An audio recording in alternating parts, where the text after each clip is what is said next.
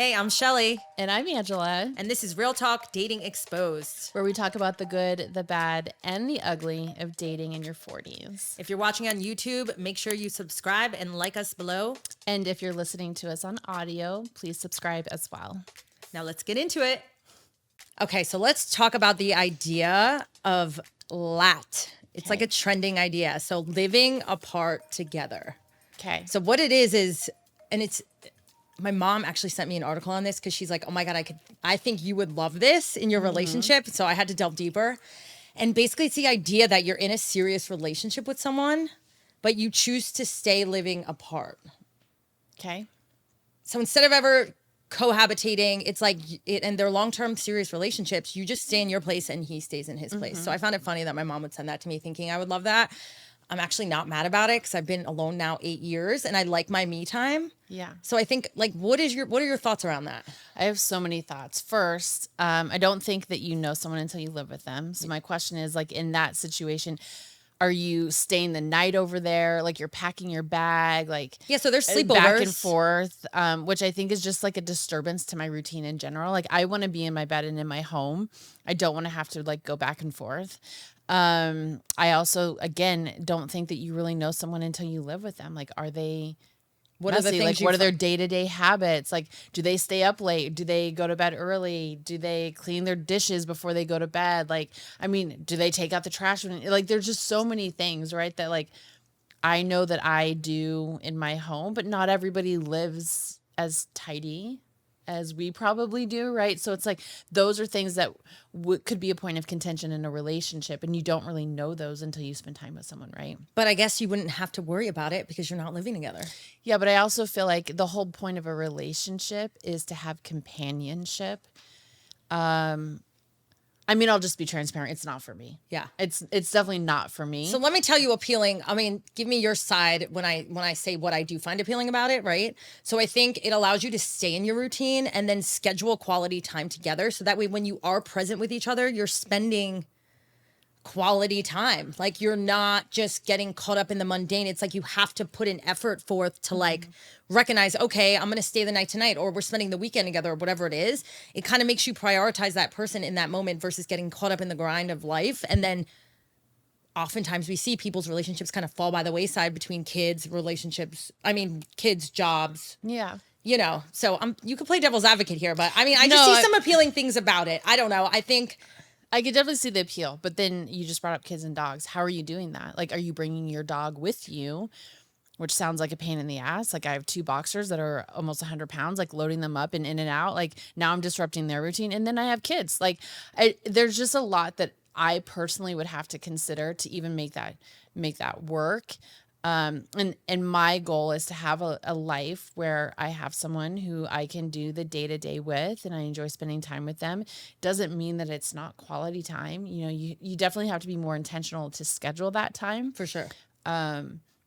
But I'm looking more for like the connection. Now, on the flip side of this, I also have been in a blended family dynamic and know how extremely difficult it is to blend families. And we can get into that in a little bit. So I could see the appeal. Like, my youngest is 13, right? So in my head, I'm like, I never say never, but in my head, it's like, okay, in 5 years, she'll be graduated from high school. Do I really want to try to blend another family in the next 5 years? No. I mean, I didn't have a great positive experience with it. What were the most difficult parts of that? Oh gosh, there's so many. It's the parenting styles. I mean, even if you have the biological parents in the home, you still have different parenting styles that you could be like, I don't really agree with that, but that's their kid, you know, sure. so that's a different conversation versus someone that's not even their parent to be like, okay, are you coming at this because maybe you're jealous of my relationship with my kids, or maybe your kids don't behave as well as my kids, and so now you have like an animosity towards mine and you're looking for them to like always fuck up. Well, I'm sure it also, and I haven't experienced something like that, but also I think it's, what are your boundaries in his kids versus yours? Like, does it go across the board? Like, do you treat them all the same? Do you carry those rules over that you would carry in your household to his kids if that's not how he parents them? I mean, it sounds like it can get sticky. It's very messy. And also, you can't parent your kids the same. I have 4 kids. and they're all different. The expectation is the same, but the manner in which I talk to them, their consequences might look different. It's not, being a parent is not black and white. And so when you bring two households together, and it's challenging. So for me, I could see maybe towards the later end of my like kids at home years being like, you know what, I'm going to sacrifice this time right now and focus on my kids and get them through before I even think about living with someone. But ultimately that's my end game, is to live with someone. But I could see the appeal. Now, in that situation, would you want them to be like on the same street as you? Like, would you want them to be close, or? No, so I come from a different, obviously, walk than you. And like, I don't have kids. I do have a dog, but she goes to my sister's house all the time. So like, technically I am pretty free if I want to be. And I still feel like it kind of looks appealing to me, even if the other person's free. I feel like I'm very particular about how I like my me time, right? And I have lived with someone. I was married, you know. I just, at this age, after being alone for so long, it doesn't not appeal to me to be like, hey, well, I'm in a serious relationship with someone, but we live in different places. And I don't think there's necessarily anything wrong with that. I think and even if it's back and forth 3 or 4 times a week, it's still, you have your home base, I have my home base, and we're able to cohabitate when we want to, but then also go back to our places when we feel like we need that time for ourselves, or even just to be in our own homes, you know? I do think maybe, I mean, I don't know the names of the celebrities. There's two older couple celebrities. I forget who they are, but they're probably in their 70s. And they don't live with their spouses, and they have the best relationship. So, I mean, take it from the old people that have been together 35 years. They have different houses. Yeah. It's like a thing. But you don't, I feel like you're so routine oriented. I feel like that would be such a disruption to your life. Like, you would maybe be gone for 2 days, but it would take you 3 days to recoup from being gone for 2 days. But I feel like if I got in the routine of like, okay, Monday nights you come here, Tuesday nights I go there, and created a new routine with separation. I mean, listen, this is all hypothetical. Yeah. Do I want to live with someone someday? Absolutely. You know, but I'm just not mad at the idea. I do think when you're independent and you're used to operating on your own for so many years, it is kind of appealing to have someone that you love that is your partner, but not necessarily in your space 24/7. Yeah. But what we talk about all the time is like, if it's the right person, you wouldn't feel such an aversion to having them in your space. Agree. So Agree. I feel like for the right person, you'd be like, I actually don't want you to go. You know, I want you to be here with me every night. I think there's also the dynamic of like being a single female in my home. There's like a safety component that a man would bring to my home, just being there every night. For sure. Break-ins wouldn't happen.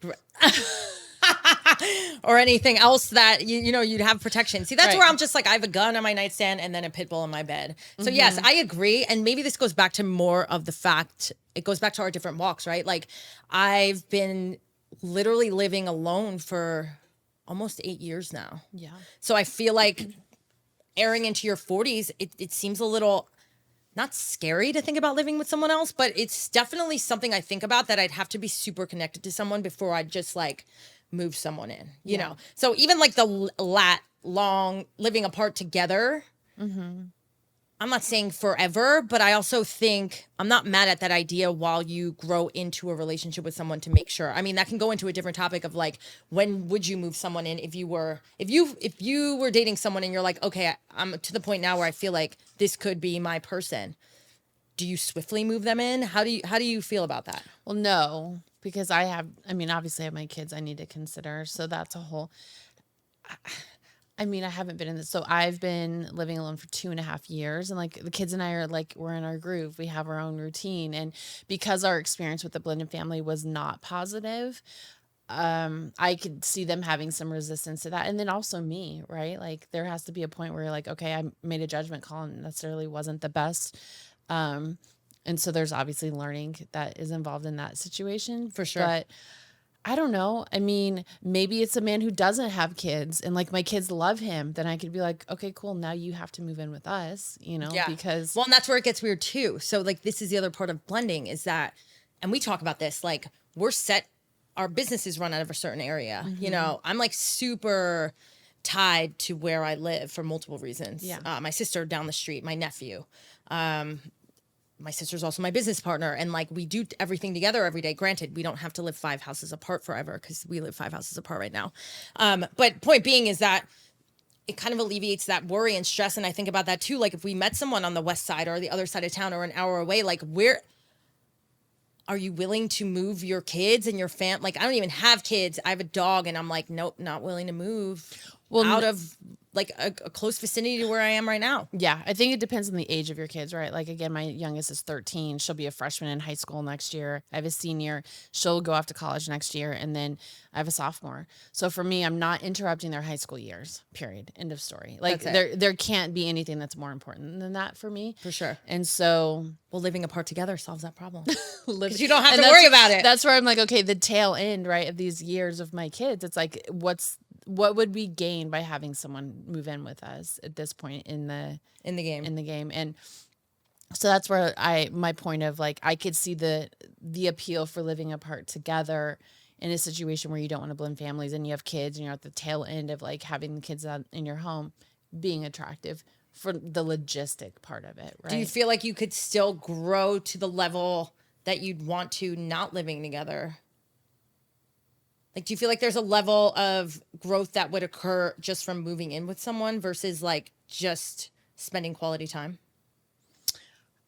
Going back to, I don't think you can really like connect with someone until you live with them, like the day to day, you know, I mean, I love that. I like consistency and routine. Yeah. Do I think you can? Yes. But it's going to add, especially if they live in like North Phoenix, right? And we live in the East Valley. There's like an hour difference between us at that point. You know, there's just a lot that you have to consider.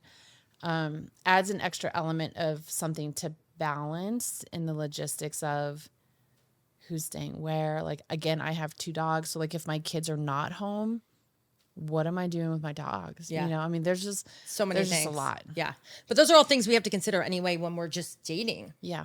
Let alone, because we're not going to go from dating someone and seeing them once a week to moving them in. No. You know, so I think these are logistical things you and I talk about. Again, this is just why it becomes appealing to me, because I'm like, I don't have to worry about uprooting and like disrupting. And I get, for the right person, it doesn't feel like disruption, right? Like it's not a disruption. But once you get older, I do also think when you get older, you get set more in your ways. Yeah. And I think you become a little less bendable, not relationally, like in important ways, but I do think, I mean, maybe it could affect it. I mean, who am I to say whether it's good or bad, but I can speak on my own behalf and say I'm a little bit more stuck in my ways. Yeah. At this age. Yeah. You know, less, you know, my 20s and 30s, I was like, sure, I'll move wherever for you. Or, you know, now I'm just kind of like, this is my routine. This is my gym. This is my food store. You know, and I get that can't be forever. I sound super harsh right now. But when you've been doing that for 8 years, it does become hard to break that habit. It's hard to picture your life a different way for you right now, right? Correct. Again, for the right person, I don't think it would be. Although I do think the proximity for you to your sister is really important. Yeah. I don't see you moving up to Scottsdale. No, I don't see myself doing unless that she agreed to go with you. I mean, never say never, but yeah, I mean, there's a dynamic there, you know, and not everyone gets it, but we're twins and we're super duper close. And I think it's just easy for me to say this from the place I'm in now. And this could change when I'm in a relationship. I could be singing a totally different tune when I meet someone because I'm a giver. So for the right person, I think I'd probably move more mountains than I'm speaking of in this moment. Mm-hmm. But from where I sit right now, it's just very easy for me to feel like, oh my God, I could totally do living apart together. Yeah. I could totally like live that life and be happy. But I feel like you would miss the person. I would miss it. But missing absence makes the heart grow fonder. Like having a part time to me is positive. Yeah, I haven't had someone in my space 24/7 for a really long time. I want to know if anybody that listens to us has tried this, is currently doing it. Have you ever lived apart together? Yeah. Let us know. Let us know your thoughts on that. We definitely want to hear that side, because obviously neither one of us have. So, well, TBD. Anything else we want to add on that? I think that's it. Okay. Thank you guys for tuning in. Yes, thank you. If you're not following us on IG, TikTok, Facebook, YouTube, we're on all platforms. So go give us a like and give us a follow. Yes, thank you.